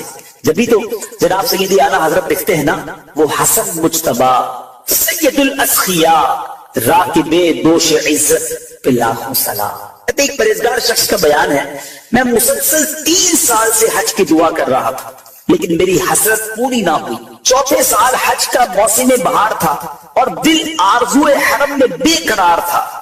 ایک رات جب میں سویا تو میری سوئی ہوئی قسمت انگڑائی لے کر جاگ اٹھی۔ الحمدللہ خواب میں نبی پاک علیہ السلام کی زیارت سے میں مشرف ہوا۔ میرے آقا نے ارشاد فرمایا تم اس سال حج کو چلے آنا۔ میری آنکھ کھلی تو خوشی سے دل جھوم رہا تھا کہ پیارے آقا علیہ السلام نے فرمایا کہ تم اس سال حج کے لیے چلے جانا۔ بار بار یہ آواز میرے کانوں میں رس گھول رہی تھی۔ اچانک یاد آیا کہ میرے پاس تو زیادہ سفر ہی نہیں ہے، میرے پاس تو مال نہیں ہے، سفر کے لیے کاغذات اور تمام چیزیں نہیں ہیں، میں کیسے جاؤں گا؟ دوسری رات پھر نبی پاک علیہ السلام خواب میں تشریف لائے لیکن میں اپنی غربت کا ذکر نہ کر سکا۔ پیارے آقا علیہ السلام نے پھر فرمایا اس سال حج کو چلے آنا۔ تیسری رات اب نبی پاک خواب میں آئے، پھر فرمایا تم اسی سال حج کو چلے جانا۔ میں سنتا رہا مگر ہمت نہ ہوئی۔ اب 4تھی بار میں نے سوچا کہ اب پیارے آقا تشریف لائیں گے نا خواب میں تو میں عرض کر دوں گا حضور میں کیسے آؤں، میرے پاس تو کچھ بھی نہیں ہے، پلے زر نہیں، رکھتے سفر سرور نہیں، تم بلا لو تم بلانے پر ہو قادر یا نبی۔ اب 4تھی رات نبی پاک علیہ السلام خواب میں تشریف لائے، فرمایا تم اس سال حج کو چلے جانا۔ میں نے دست بستہ عرض کی حضور میرے پاس تو اخراجات نہیں ہے۔ ارشاد فرمایا اپنے مکان میں فلاں جگہ کو کھودو، وہاں تمہارے دادا کی زرہ موجود ہے، دادا کا وہ ایک لباس جنگی لباس تھا وہ موجود ہے۔ اتنا فرما کر میرے آقا علیہ السلام کو تشریف لے گئے۔ میری آنکھ کھلی، میں نے جو جگہ نبی پاک نے خواب میں بتائی تھی اس جگہ کو کھودا تو میرے دادا جان کی قیمتی زرہ وہاں سے نکلی، بالکل صاف ستھری تھی، گویا کسی نے استعمال ہی نہ کی ہو۔ میں نے اسے 4000 دینار میں بیچا، اللہ کا شکر ادا کیا۔ پیارے آقا علیہ السلام کی نظر عنایت سے اسباب حج کا خود ہی انتظام ہو گئے۔ تو کیا پتا چلا ناظرین، تڑپ سچی ہونی چاہیے، التجا ہونی چاہیے، آنکھوں میں آنسو ہونے چاہیے، یاد حرمین ہونا چاہیے، اللہ کی بارگاہ میں دعائیں ہونی چاہیے، نبی پاک علیہ السلام کی بارگاہ میں التجائیں ہونی چاہیے۔ جب کرم ہوگا نا تو حالات ایسے بدلیں گے کہ بندہ دیکھتے ہی دیکھتے سمجھ بھی نہیں آتی اور کیسے پہنچ جاتا ہے۔ تو جس کو بلاوا آتا ہے اس پر کیسا کرم ہوتا ہے۔ حضرت سیدنا علی بن موفق رحمت اللہ تعالی فرماتے ہیں میں نے حج کی سعادت حاصل کی، کعبہ مشرفہ کا طواف کیا، حجر اسود کا بوسہ لیا، 2 رکعت نماز طواف پڑھی اور کعبہ شریف کی دیوار کے ساتھ بیٹھ کر رونے لگا اور بارگاہ الہی میں عرض کی یا اللہ میں نے تیرے پاک گھر کے گرد نہ جانے کتنے چکر لگائے مگر میں نہیں جانتا کہ قبول ہوئے یا نہیں۔ پھر مجھ پر غنودگی طاری ہو گئی، میں نے ایک غیبی آواز سنی، اے علی بن موفق ہم نے تیری بات سن لی ہے، کیا تو اپنے گھر میں صرف اسی کو نہیں بلاتا جس سے تو محبت کرتا ہے؟ اللہ اکبر اللہ اکبر۔ ناظرین یہ جملہ پھر سنیے گا، غیب سے آواز کیا آئی؟ اے علی ہم نے تیری بات سن لی ہے، کیا تو اپنے گھر میں صرف اسی کو نہیں بلاتا جس سے تو محبت کرتا ہے؟ گویا بلایا اسے جاتا ہے جس پر کرم کیا جاتا ہے، جس سے محبت کی جاتی ہے، جسے مہمان بنایا جاتا ہے۔ پھر ہم کیوں نہ تڑپیں، ہم کیوں نہ التجائیں کریں بارگاہ الہی میں کہ مولا ہمیں بھی اپنے گھر کا مہمان بنا لے، ہم پر بھی مہربانی کر دے، ہمیں بھی تیرا گھر دکھا دے، ہمیں بھی حج کی سعادت بخش دے۔ مالک بڑے گناہ ہیں، بڑی خطائیں ہیں، اور ہم نے سن رکھا ہے حدیثوں میں کہ عرفات کے میدان میں حاجیوں کے سارے گناہ معاف کر دیے جاتے ہیں۔ بہت گناہ ہے مالک ہمارے سر پر، ہم پر کوئی ایسی کرم نوازی کر دے کہ ہم بھی احرام پہن کر عرفات آ جائیں اور یہ سارے جو گناہوں کا انبار ہے یہ اتر جائے۔ حقوق العباد کے معاملات بھی بہت سارے، مزدلفہ میں حقوق العباد معاف کرنے کا وعدہ ہے، اور سبحان اللہ جو نبی پاک کے روضے پہ چلا جائے، آقا فرماتے من زار قبری وجبت لہ شفاعتی، مدینے جاؤ تو ادھر شفاعت کا وعدہ ہے۔ درود پاک پڑھنے کے بے شمار فضائل و برکات ہیں۔ مصطفیٰ جان رحمت، شمع بزم ہدایت، نوشہ بزم جنت، پیکر جود و سخاوت، منبع علم و حکمت، صلی اللہ تعالیٰ علیہ وسلم کا بڑا کمال کا فرمان ہے۔ میرے آقا فرماتے ہیں جس کا مضمون ہے کہ بے شک تم میں سے بروز قیامت میرے سب سے زیادہ نزدیک وہ ہوگا جس نے دنیا میں مجھ پر سب سے زیادہ درود پڑھے ہوں گے۔ بظاہر تو یہ بڑی مختصر حدیث ہے، لیکن اس کے پیچھے جو انعام ہے، جو ریوارڈ ہے، اگر اس پر توجہ دیں تو سمجھ آئے گا کہ یہ کتنا بڑا انعام ہے۔ مجھے بتائیے نا، محشر کا دن یہ کتنا مشکل دن ہوگا۔ سورج سوا میل پر ہوگا، زمین تانبے کی ہوگی، پل صراط سے گزرنا ہوگا، نامہ اعمال کھلنے ہوں گے، اعمال تولے جائیں گے، کتنی ڈیفیکلٹیز، کتنی مشکلیں ہوں گی، مگر وہ کون ہوگا جو اس دن ان تمام مشکلوں میں بھی ہماری مدد فرمائیں گے؟ وہ کوئی اور نہیں ہے۔ بریلی کے تاجدار لکھتے ہیں نا کہ سنتے ہیں کہ محشر میں صرف ان کی رسائی ہے، اور کوئی نہیں ہے ان کے سوا۔ سنتے ہیں کہ محشر میں صرف ان کی رسائی ہے، گر ان کی رسائی ہے لو جب تو بنائی ہے۔ اب ذرا غور کریں، جو لوگ حج پہ گئے ہیں وہ میری بات ذرا جلدی سمجھ جائیں گے۔ عرفات کے میدان میں کتنی پبلک ہوتی ہے؟ 25-30 لاکھ، 40 لاکھ، لیکن جو حج پر جاتے ہیں انہیں لگتا ہے کہ 25-30 لاکھ کہتے کس کو ہے؟ اور تواڑی پنجابی میں کہتے ہیں لگ پتا جاتا ہے کہ عوام کہندے کس کو ہیں۔ اتنی پبلک، جدھر دیکھو سر ہی سر، ادھر جو ایک بار بندہ کھو جائے دوبارہ نہیں مل سکتا۔ 25-30-40 لاکھ لوگوں کا یہ عالم ہے، تو محشر میں کتنے لوگ ہوں گے؟ 8 ارب کے قریب تو اس وقت دنیا میں بندے ہیں، ٹھیک ہے، 7 ارب 90 کروڑ کے قریب تو دنیا کی آبادی پہنچ گئی ہے، تھوڑے دنوں میں یہ 8 ارب ہو جانی ہے۔ 8 ارب ابھی ہیں۔ حضرت آدم علیہ السلام سے لے کر صبح قیامت تک جتنے لوگ اس دنیا میں آئیں گے سب اس میدان میں موجود ہوں گے۔ رش کتنا ہوگا، ہجوم کتنا ہوگا۔ اچھا، اس میں جتنے مسلمان ہیں سب چاہتے ہیں کہ نبی پاک کے قریب ہو جائیں۔ ابھی اس ہال میں 1000-1500 شاید لوگ ہوں گے، کافی لوگ چاہ رہے ہیں آگے آنا، سب شاید مجھ سے مل بھی نہ پائیں۔ ایک بندے سے 1000 آدمی ملنے کی کوشش کرے تو مشکل ہو جاتی ہے۔ اربوں خربوں لوگ اگر نبی پاک کے قریب ہونا چاہیں تو کیسے ہو سکیں گے؟ اس کا مطلب قریب وہی ہو سکے گا جس کو آقا بلائیں گے۔ اب کس کو بلایا ہے سوچ لو۔ آقا فرماتے تم میں سے میرے قریب وہ ہوگا جس نے دنیا میں زیادہ درود پڑھے ہوں گے۔ اب درود پڑھنا تو قیامت کے دن نبی پاک کے قرب کا ذریعہ ہو گیا۔ اتنے رش کے اندر میں کیسے قریب پہنچوں گا؟ اللہ اکبر۔ اور جب قریب پہنچ گئے نا تو پتہ پھر مسئلہ کیا ہونا ہے، آسانی کیسے ہو جائے گی۔ بہت پیاس لگے گی، سنا ہے محشر کے دن، مگر اعلیٰ حضرت کہتے ہیں ٹھنڈا ٹھنڈا میٹھا میٹھا پیتے ہم ہیں پلاتے یہ، اپنی بنی ہم آپ بگاڑے کون بنائے بناتے یہ ہیں۔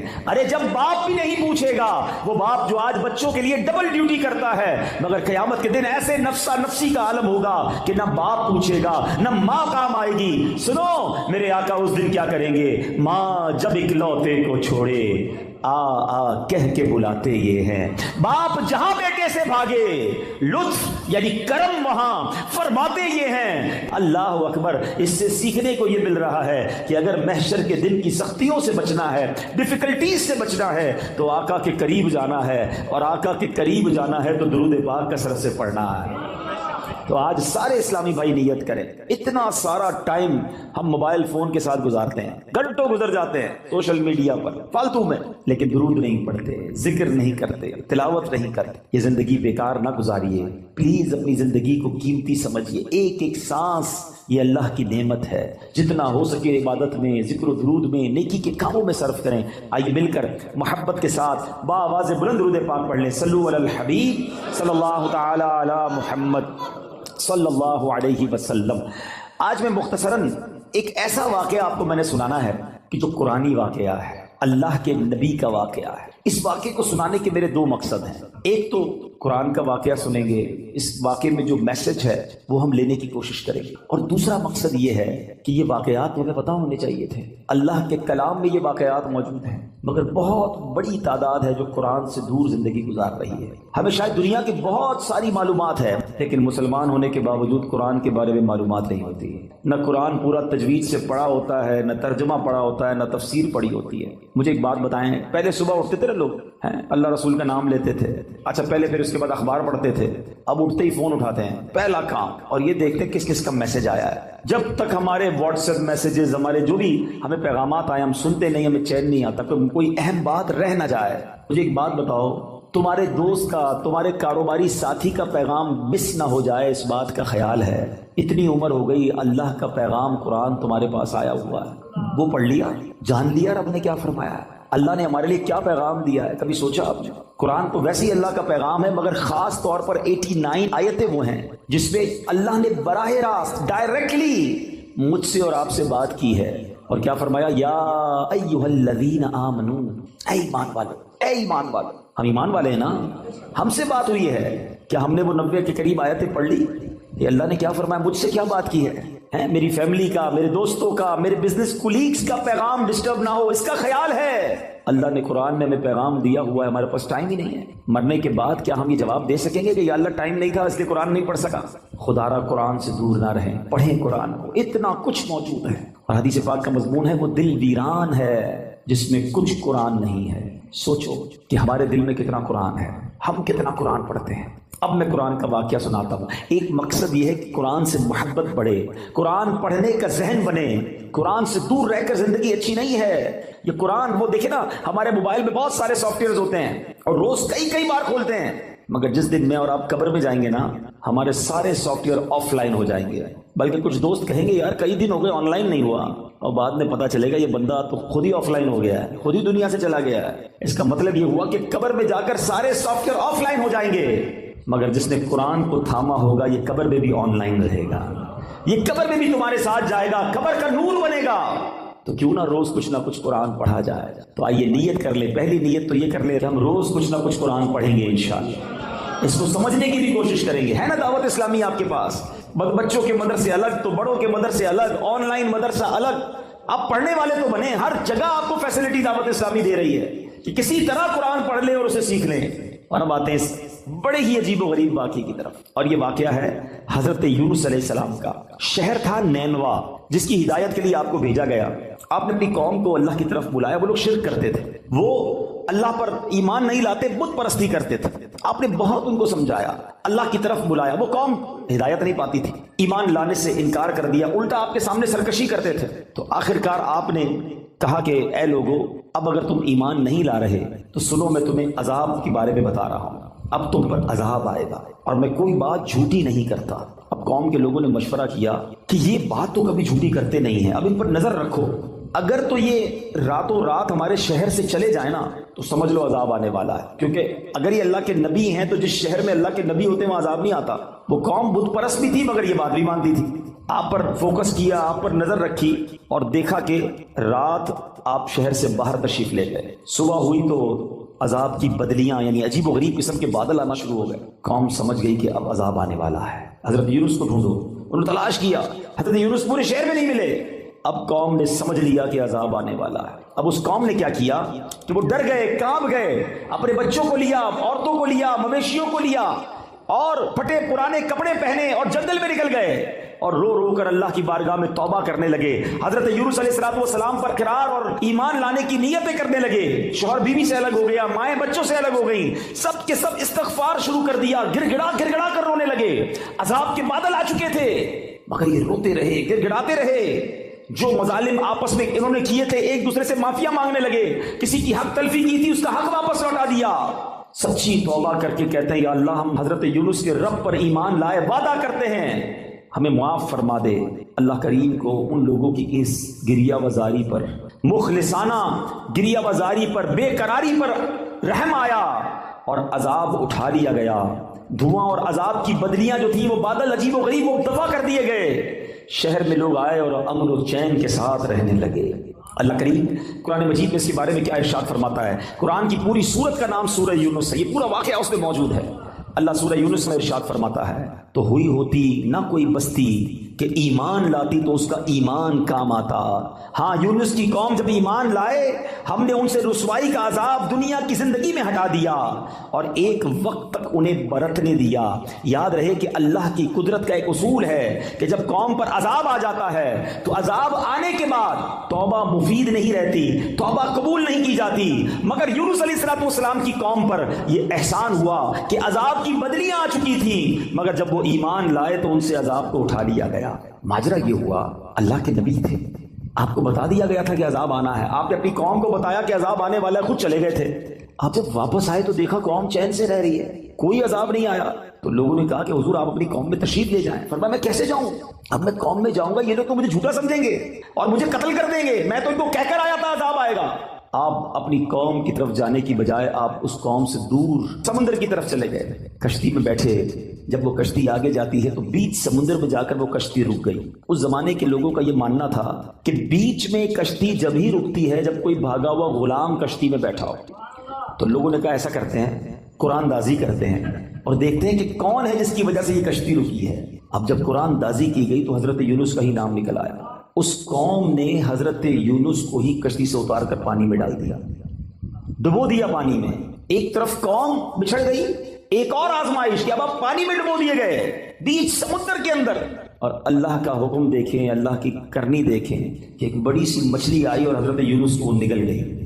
اب آپ مچھلی کے پیٹ میں ہیں, ابھی زندہ ہیں, ایک کال کوٹھڑی ہے, نظر کچھ نہیں آ رہا. اب حضرت یونس نے اس مچھلی کے پیٹ میں کیا پڑھنا شروع کیا, لا الہ الا انت سبحانک انی کنت من الظالمین. یہ قرآن میں موجود ہے آیت, اس کو آیت کریمہ کہتے ہیں. آپ یہ دعا کرتے رہے کہ اے اللہ تیرے سوا کوئی جس کی شان بیان کی جائے, تیرے سوا کوئی نہیں جس کی پاکی بیان کی جائے, اور اے اللہ میں ظالموں میں سے ہوں. اپنی عاجزی کا اظہار کیا, اپنی انکساری کا اظہار کیا, اللہ سے مدد مانگتے رہے. اس کی برکت سے اللہ پاک نے آپ کو اس مچھلی سے کیسے نجات دی کہ آپ اس مچھلی نے آ کر آپ کو کنارے پر آ کے اگل دیا. لیکن آپ بالکل کمزور ہو گئے تھے, آپ کی جلد بھی بڑی نرم ہو گئی تھی, کئی دن مچھلی کے پیٹ میں رہے تھے. اب اللہ کی قدرت کا ایک اور نظارہ یہ ہوا کہ اس ساحل کے کنارے جو ہے ایک بیل اگتی ہے اور آپ اس کے سائے میں آرام کرتے ہیں, اسی سے کچھ کھانا پینا بھی آپ کو ملتا ہے, آپ میں توانائی آ جاتی ہے. اور اب آپ اپنی قوم کی طرف جب جاتے ہیں تو قوم انتہائی محبت اور احترام کے ساتھ آپ کو ویلکم بھی کرتی ہے اور ایمان بھی لے آتے ہیں. یہ واقعہ میں نے بڑے مختصر انداز میں آپ کو سنا دیا. سورہ یونس کی تفسیر پڑھیں تو اندازہ ہوگا کہ اللہ کی قدرت کے کیسے کیسے نظارے قرآن میں موجود ہیں. عقل حیران ہو جاتی ہے کہ مچھلی کے پیٹ میں حضرت یونس علیہ السلام کیسے زندہ رہے. اللہ اکبر. تو اے میرے میٹھے اسلامی بھائیوں, اب اس واقعے سے ہمیں بہت کچھ سیکھنے کو ملتا ہے. ہمیں یہ سوچنا چاہیے کہ مچھلی کے پیٹ میں آپ کتنا ٹائم رہے. ایک روایت کے مطابق آپ کئی دن مچھلی کے پیٹ میں رہے, مگر اللہ پاک کی شان دیکھیں کہ رب نے بچانا تھا تو مچھلی کے پیٹ میں بھی بچائے رکھا ہے. زندہ رکھنا ہو کہتے ہیں جسے اللہ رکھے اسے کون چکھے. اب اس ایک قرآنی واقعے سے بہت کچھ سیکھنے کو مل رہا ہے. پہلی بات یہ سیکھنے کو ملی کہ سچی توبہ یہ اللہ کی رضا کا سبب ہے. کتنے گناہ کیوں نہ ہو جائیں, کتنی خطائیں کیوں نہ ہو جائیں, اس کی بارگاہ میں اگر گر گڑایا جائے تو وہ خاص کرم فرماتا ہے, وہ آتے عذاب ڈال دیتا ہے, وہ رحمت کی برکھا برساتا ہے. مگر پرابلم یہ ہے کہ آج ہم اللہ کی بارگاہ میں سر نہیں جھکاتے, اس سے سچی توبہ نہیں کرتے, اس سے دوستی نہیں کرتے. گناہ ہو گئے نا، مگر وہ کریم ہے، وہ رحیم ہے، اس سے مانگ لے معافی، مگر سچی معافی مانگے. یہ توبہ نہیں ہے کہ یا اللہ میری توبہ، یا اللہ میری توبہ، اور پھر دوسرے گناہوں کے پلان باقی ہیں. نہیں، سچی توبہ کہ اب نہیں کروں گا. جتنے گناہ ہیں وہ کریم کرم فرمائے تو ایک باری میں معاف فرما دیتا ہے. کیا خوبصورت شعر پنجابی شاعر کہتا ہے نا، کتنا کریم ہے میرا مالک. ایک گناہ میرے ماپیوں ویکھے مینوں عمری منہ نہ لاوے. ایک گناہ میرا ماپیوں ویکھے مینوں عمری منہ نہ لاوے. لکھ گناہ میرا مالک ویکھے او پھر بھی پردے پاوے. کتنی خطائیں ہیں مگر وہ رب پھر بھی روزی دے رہا ہے، پھر بھی کھانا دے رہا ہے، پھر بھی سانسیں دے رہا ہے، پھر بھی ہم آنکھیں حرام دیکھتی ہیں مگر وہ اندھا نہیں کر رہا. ہمارے ہاتھ غلط کام کرتے ہیں مگر وہ ہاتھ واپس نہیں لے رہا. پیر گناہوں کی طرف جا رہے ہیں مگر وہ لنگڑا نہیں کر رہا. لیکن اس کا مطلب یہ نہیں کہ ہمیں جواب نہیں دینا. قرآن ہی میں رب نے فرمایا یومئذ تحدث اخبارہا، ایک دن آئے گا کہ زمین اپنی خبریں دے گی. اور ایک اور جگہ قرآن کیا فرماتا ہے، ثم لتسألن یومئذ عن النعیم، ایک دن آنا ہے جس دن تم سے ایک ایک نعمت کے بارے میں سوال. کیسے جواب دیں گے؟ اے دن رات گناہوں میں گزارنے والوں، اے نمازیں قضا کرنے والوں، اے نشہ اور شراب استعمال کرنے والوں، اے حرام روزی کمانے والوں، اے مسلمانوں کے دل دکھانے والوں، ماں باپ کی نافرمانی کرنے والوں، خدا کے واسطے سوچو اللہ کی بارگاہ میں کیسے پیش ہو سکیں گے. وہ کریم ہے، اس سے معافی مانگ لو، سچی توبہ کر لو. حدیث پاک میں آتا ہے التائب من الذنب کمن لا ذنب لہ، گناہوں سے توبہ کرنے والا ایسا ہے جیسا اس نے گناہ کیا ہی نہیں ہے.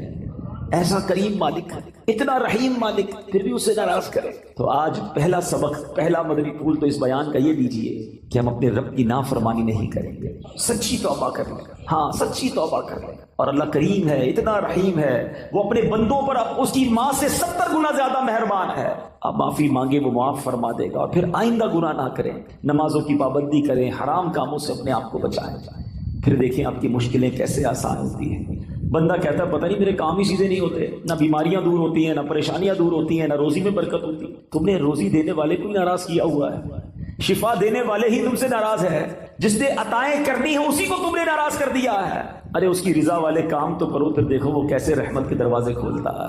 اب آتے ہیں اس واقعے کے دوسرے پہلو کی طرف کہ اللہ والے آزمائے جاتے ہیں. اللہ کے نیک بندوں پر امتحان آتا ہے مگر وہ اللہ پر بھروسہ رکھتے ہیں. مچھلی کے پیٹ سے بھی زندہ واپس آ گئے حضرت یونس علیہ السلام. تو اگر آپ بھی کسی مشکل میں ہیں نا، پریشانی میں ہے، تو ہمت نہ ہاریں، اللہ پر بھروسہ رکھیں. پرابلم یہ کہ ہمارا رب پر بھروسہ ہی ختم ہو گیا. سب پر بھروسہ ہے، رب پر بھروسہ نہیں ہے. باقی دنیا والوں کی بات مانتے ہیں، یار فلاں منسٹر تو فلاں پیسے والا، فلاں عہدے دار رابطے میں ہوگا تو مسئلہ حل ہو جائے گا. نہیں میرے پیچھے اسلامی بھائیوں، جس کے ساتھ رب کی رحمت ہوگی اس کے سارے مسئلے حل ہو جانے ہیں.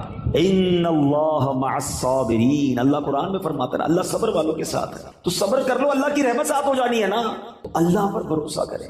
پرابلم یہ ہے کہ آج اللہ پر بھروسہ نہیں رہا. بعض اوقات تو ایسے جملے لوگ کہہ دیتے ہیں کہ وہ کفریہ کلمات کی طرف چلے جاتے ہیں. یقین جانیں اللہ کریم ہے، وہ رحیم ہے، وہ واقعی ہمارے لیے بہترین فیصلہ کرنے والا ہے. لیکن ہم بعض اوقات اس معاملے میں غلطی کر جاتے ہیں. ایسا نہ کریں. بزرگان دین اپنے بچوں کو توکل کا درس کیسے دیتے تھے. ایک بزرگ کے بارے میں آتا ہے، ان کا نام ہے احمد بن حرب رحمۃ اللہ تعالیٰ. آپ نے ایک بار اپنے بچے کو یہ ٹریننگ دی کہ بیٹا جب بھی کھانا کھانا ہونا تو یہ گھر میں بڑی سی محراب ہے، ادھر جا کر دعا کرنا کہ یا اللہ مجھے کھانا دے دے، تو پھر روز یہاں سے کھانا مل جائے گا. اور اپنی زوجہ سے کہا کہ ایسا کرو کہ روزانہ بچہ جب دعا کرے تو محراب میں پیچھے سے کھانا رکھ دینا، تاکہ بچے کی بچپن سے ٹریننگ ہو کہ اللہ سے مانگنا ہے، اللہ پر بھروسہ رکھنا ہے، روزی دینے والے جو ہے وہ رب ہے.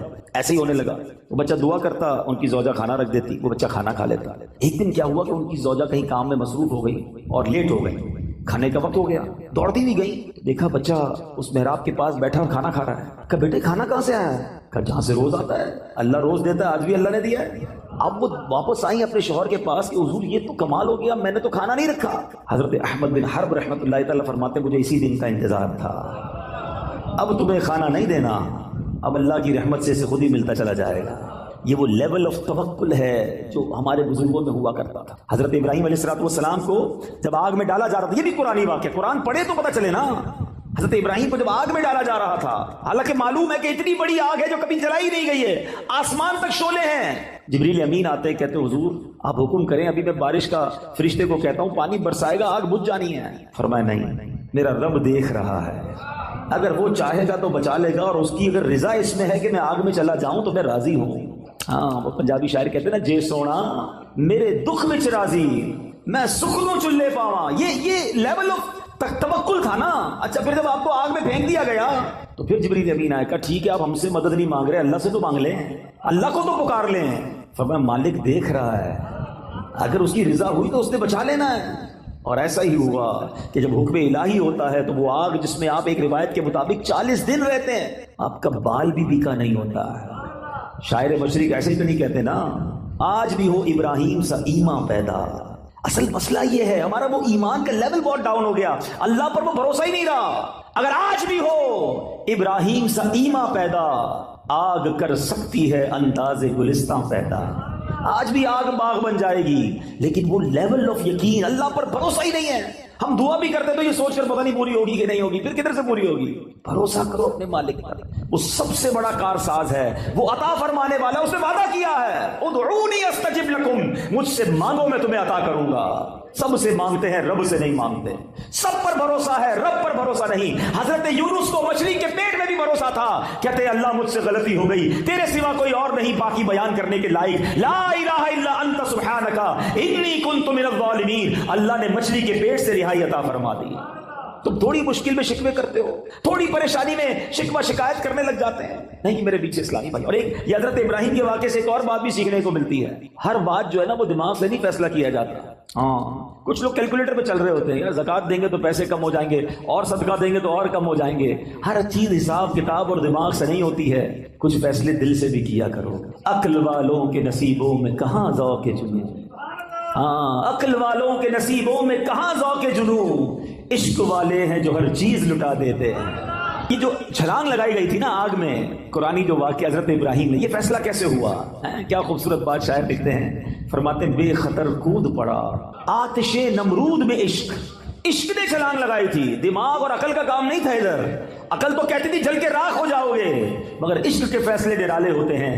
بے خطر کود پڑا آتش نمرود میں عشق، عقل تھی محو تماشائے لبے بام ابھی۔ عقل تو ادھر ہی سوچ رہی تھی، عشق نے اپنا کام کر دیا۔ اللہ کرے وہ ایسا عشق رب سے نصیب ہو جائے، ایسا توکل نصیب ہو جائے، جب راہ خدا میں خرچ کرنے کی باری آئے تو عقل کہتی نہیں خرچ کرو کم ہو جائیں گے، عشق کہتا ہے جس نے دیا ہے وہ اور عطا فرمائے گا۔ اس کے نبی کا وعدہ ہے، خدا کی قسم کھا کر میرے آقا فرماتے ہیں اللہ کی راہ میں خرچ کرنے سے مال کم نہیں ہوتا، میرے آقا نے فرمایا یقیناً کم نہیں ہوتا ہے۔ یہ وہ لیول ہے اللہ اور اس کے رسول سے محبت کا جو ہمیں سیکھنا، اور یہ قرآن سکھا رہا ہے۔ اللہ پر بھروسہ کیجئے، آپ جتنی بھی بڑی مشکل میں ہیں۔ اگر میرا کوئی بھائی یہاں بیٹھا ہے، بیمار بیٹھا ہے، قرض دار بیٹھا ہے، بے روزگار بیٹھا ہے، بے اولاد بیٹھا ہے، ٹینشن میں ہے، اور اس کو لگتا ہے کہ یار اب تو ایسا پھنسا ہوں کہ یہاں سے نکل نہیں سکوں گا۔ اچھا زندگی میں کبھی کبھی ایسا موڑ آتا ہے، ٹھیک ہے، کہ بندہ ایک لیول پر آ کر کہتا ہے یار اتنا قرضہ ہو گیا یہ تو میں دے ہی نہیں سکوں گا، اتنی بڑی پرابلم آ گئی، ایسی بیماری، ایسی ڈیفیکلٹی، اتنی مشکل، میں یہاں سے نہیں نکل سکوں گا، میری زندگی ختم۔ اس کو لگتا ہے آگے دیوار ہے۔ اور یہ وہ لیول ہوتا ہے کہ جس کے پاس یہاں جا کر توکل نہیں ہوتا نا تو دو پرابلم ہو جاتے ہیں، یا تو بندہ ڈپریشن کا شکار ہوتا ہے یا پھر خودکشی کرتا ہے۔ ایسی خودکشی نہیں کرتے لوگ، ان کو لگتا ہے ختم اب کچھ نہیں ہو سکتا۔ یہی وہ بے وقوفی ہے، یہی وہ اللہ پر بھروسے کی کمی ہے۔ میں آپ کو ایک ایگزامپل دیتا ہوں، میں نے کئی بیانات میں ایگزامپل دی ہے۔ آپ کے گھر میں چونٹیاں آپ نے دیکھی ہوں گی نا، چونٹیاں جا رہی ہیں لائن لگا کر، اور آگے آپ ان چونٹیوں کی لائن جو جا رہی ہے اس کے آگے ایک سیب رکھ دیں، چونٹیاں کیا کریں گی؟ رک جائیں گی، کیونکہ ان کے لیے تو وہ سیب ایک پہاڑ ہے نا۔ کیا چونٹیاں سیب ہٹا لیں گی؟ نہیں ہٹا سکیں گے، ان کے لیے تو بہت ہیوی چیز ہو گئی نا، بہت بڑی چیز ہو گئی۔ چونٹیاں رک جائیں گی، یا تو راستہ بدل لیں گی یا واپس چلی جائیں گی۔ اب آپ اس سیب کو اٹھا لیں تو کیا ہوا؟ راستہ کلیئر ہو گیا نا۔ آپ کے لیے کیا تھا؟ یہ جواب تو دو۔ چونٹی کے لیے کیا تھا؟ پہاڑ۔ آپ کے لیے کیا تھا؟ سیب۔ آپ نے سیب اٹھایا، جیب میں رکھ لیا، چونٹی کا راستہ کلیئر ہو گیا۔ میری بات ذرا تسلی سے سننا، جو مشکل تمہارے سامنے ہے نا اس وقت، وہ تمہارے لیے پہاڑ ہے، میرے رب کے لیے کچھ نہیں ہے۔ ان اللہ علی کل شیء قدیر، وہ قادر ہے، وہ کن فرمائے فیکون ہو جاتا ہے۔ ارے میری عقل تھوڑی، میرا دل چھوٹا، میرے حوصلے تھوڑے، مجھے لگ رہا ہے پھنس گیا، مجھے لگتا ہے مر گیا، مجھے لگتا ہے نہیں نکل سکوں گا۔ ارے مانگو نا اس سے مدد جو قادر ہے، جو خالق ہے، جو مالک ہے۔ وہ تو حکم فرمائے تو چیزیں بہتر ہو جاتی ہیں۔ ہم نے دیکھا ہے ڈاکٹر کہتے ہیں کینسر کے اس اسٹیج پر ہے کہ یہ نہیں بچ سکے گا، 15 دن رہ گئے ہیں، اور جب اللہ نے صحت دیتی ہے تو ڈاکٹر حیران ہوتے کون سی رپورٹ تھی پہلے والی، یہ تو بندہ بالکل کلیئر ہو گیا ہے۔ اللہ اپنی قدرت کے نظارے اب بھی دکھاتا ہے، بھروسہ چاہیے۔ سورہ فاتحہ 100 مرتبہ پڑھ کر جو دعا مانگی جائے وہ قبول ہوتی ہے. سورہ بقرہ کی تلاوت سے شیطان گھر سے بھاگ جاتا ہے. آیت الکرسی پڑھنے سے محتاجی دور ہوتی ہے. سورہ کہف کو ہمیشہ پڑھنے والا دجال کے فتنوں سے محفوظ رہے گا. والدین کی قبر پر ہر جمعہ سورہ یاسین کی تلاوت کرنے سے اس کی حروف کی تعداد کے برابر ان کے گناہ بخش دیے جاتے ہیں. سورہ الدخان پڑھنے سے مشکل دور ہوتی ہے. جو قریب المرگ ہو اس پر سورہ جاسیہ کا دم کرنے سے خاتمہ بالخیر ہوتا ہے. سورہ حجرات کا پڑھنا اور دم کر کے پینا گھر میں خیر و برکت کے لیے مفید ہے. سورہ قاف پڑھنے سے جو باغ ہوتے ہیں ان کے پھلوں میں کثرت ہوتی ہے. سبحان اللہ. سورہ رحمان 11 بار پڑھنے سے تمام مقاصد پورے ہوتے ہیں. سورہ واقعہ جو شخص روزانہ پڑھے گا اسے کبھی فاقہ نہ ہوگا. سورہ ملک کو ہر رات پڑھنے والا عذاب قبر سے محفوظ رہے گا. سورہ مزمل کو 11 بار پڑھنے سے ہر مشکل آسان ہو جاتی ہے. سورہ مدثر کو پڑھ کر حفظ قرآن کی دعا مانگنے سے قرآن کریم کا یاد کرنا آسان ہو جاتا ہے. جو بچے حفظ کر رہے ہیں ان کے لیے زبردست وظیفہ ہے. سورہ النازعات پڑھنے سے جان کنی کی تکلیف نہیں ہوگی. سورہ دحا پڑھنے سے بھاگا ہوا آدمی واپس آ جائے گا. سورہ علم نشرح کو جس مال پر پڑھ دیا جائے اس میں خوب برکت ہوتی ہے. سورہ تین والزیتون جو ہے 3 مرتبہ پڑھنے سے اخلاق و کردار بہتر ہوتے ہیں. سورہ علق میں جوڑوں کے درد کا علاج ہے. سورہ قدر جو صبح و شام پڑھے اللہ عز و جل اس کی عزت بڑھا دے گا. سورہ بینہ برس اور یرکان کا علاج ہے. جس آدمی یا جانور کو نظر لگی ہو اس پر سورہ عادیات کا دم مفید ہے. سورہ قارعہ پڑھنے سے بلاؤں سے حفاظت رہتی ہے. سورہ تکاثر کو 300 بار پڑھنے سے جلد قرض ادا ہو جاتا ہے. کئی لوگ کہتے ہیں جناب قرض بہت ہے چلے قرآن کا وظیفہ لے لیں الہاکم التکاثر. یہ جو سورت ہے 300 بار پڑھنے سے بہت جلد قرض اتر جاتا ہے. سورہ عصر پڑھنے سے غم دور ہو جاتا ہے. سورہ ہمزہ اور سورہ فیل دشمن کے شر سے حفاظت کے لیے اور سورہ قریش جان کی حفاظت کے لیے بڑی مجرب ہے, بڑا کمال کا وظیفہ ہے. سورہ ماعون بڑی مشکل کے وقت میں پڑھنا بہت مفید ہے. سورہ کوثر کی تلاوت سے بے اولاد صاحب اولاد ہو جاتا ہے. کئی بے اولاد بھی وظائف مانگ رہے ہوتے ہیں. سورہ کافرون 1/4 قرآن کے برابر ہے. سورہ زلزال نصف قرآن کے برابر ہے. سورہ اخلاص 1/3 قرآن کے برابر ہے. اور سورہ فلق اور سورہ ناس سے جن اور شیطان اور حاسدوں کے شر سے حفاظت رہتی ہے. پھر کیوں نہ ہم قرآن سے دوستی کر لیں, کیوں نہ قرآن کو اپنا ورد بنا لیں. نبی پاک علیہ الصلوۃ والسلام نے ارشاد فرمایا کیا تم میں سے کوئی اس سے عاجز ہے کہ وہ رات میں قرآن مجید کا 1/3 حصہ پڑھ لے. صحابہ کرام علیہ رضوان کو یہ بات مشکل معلوم ہوئی. انہوں نے عرض کی یا رسول اللہ صلی اللہ تعالی علیہ وسلم ہم میں سے کون اس کی طاقت رکھتا ہے. آپ علیہ الصلوۃ والسلام نے ارشاد فرمایا سورہ اخلاص 1/3 قرآن کے برابر. واہ, ایک دفعہ پڑھو 1/3 قرآن کا سبق. 1/3 آف قرآن کے برابر. اٹ مینز اگر آپ 3 بار سورہ اخلاص پڑھ لیں اتنی اللہ کی رحمت ہے کہ پورے قرآن کا ثواب مل جائے گا.